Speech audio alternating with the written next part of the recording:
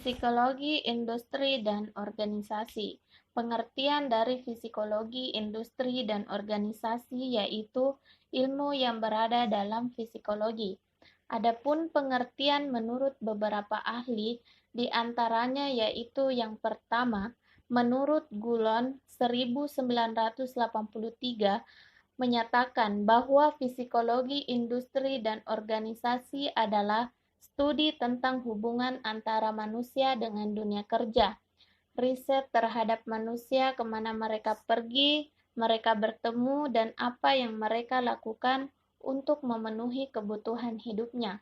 Yang kedua, menurut Lam dan Taylor 1968 menyatakan bahwa psikologi industri dan organisasi adalah aplikasi yang simpel atau pendalaman dari fakta-fakta dan prinsip-prinsip psikologi yang berkaitan dengan manusia dalam konteks bisnis dan industri.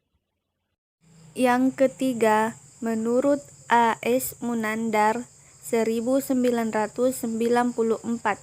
psikologi industri dan organisasi adalah ilmu yang mempelajari perilaku manusia dalam peranannya sebagai tenaga kerja dan konsumen, baik secara perseorangan maupun kelompok. Yang keempat, menurut Munsterberg dalam Berry 1998, psikologi industri dan organisasi ialah ilmu yang mempelajari tingkah laku manusia dalam dunia kerja. Lingkup. Ada beberapa kajian yang ada di dalam ruang lingkup ilmu psikologi industri dan organisasi. Antara lain, yang pertama, psikologi industri sebagai sebuah ilmu. Psikologi industri mulai berkembang dan berdiri sebagai sebuah aliran-aliran psikologi setelah berakhirnya Perang Dunia Kedua. Pengembangan dalam ilmu psikologi industri dan organisasi kemudian diaplikasikan ke dalam bidang industri dan organisasi. Psikologi industri ini menggunakan beragam prinsip serta pendekatan ilmu psikologi yang digunakan untuk mengatasi masalah yang ada di dalam tempat kerja. Yang kedua, mempelajari perilaku manusia, di mana psikologi industri digunakan untuk mempelajari tingkah laku dari manusia di dalam lingkungan kerja, entah itu perilaku yang bisa diamati maupun tidak. Perilaku yang dapat diamati antara lain adalah berbicara, cara jalan, menulis, duduk, dan lainnya. Sedangkan untuk yang tidak bisa diamati biasanya seperti motivasi, kepuasan, pemikiran, dan lainnya. Bagian C. Perilaku manusia di dalam perannya sebagai tenaga kerja dan konsumen. Psikologi industri di dalam dunia kerja mempelajari mengenai peran manusia yaitu sebagai tenaga kerja dan konsumen. Konteks pembelajarannya tersebut mempelajari mengenai dunia kerja serta interaksi manusia dengan organisasi, seperti pekerjaan, lingkungan fisik, dan lingkungan sosial. Sedangkan sebagai konsumen, individu tersebut dapat menjadi pembeli maupun pengguna produk atau jasa.